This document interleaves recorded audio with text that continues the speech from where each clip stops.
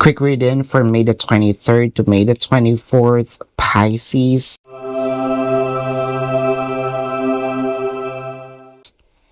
Your cards are the Ten of Swords, the Three of Wands, and the Page of Swords. So, kala natin tapos na, no? Kasi meron ditong literal in separation with our person.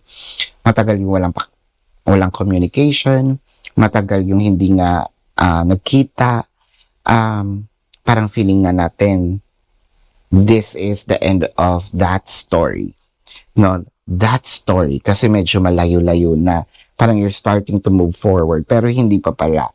Kasi with the Three of Wands, nandito yung merong yung i-connect no ng panahon kasi nga siguro because of the Pluto retrograde no na itong mga unfinished business natin is resurfacing at parang yung mga naudlot with the Page of Swords magkakaroon na ng agreement. So, between you and your person, kung nagkaroon ng misunderstanding before, at least nandito yung, sabihin natin, yung pag-aayos, no? Or pagtatagpo ng inyong dynamic.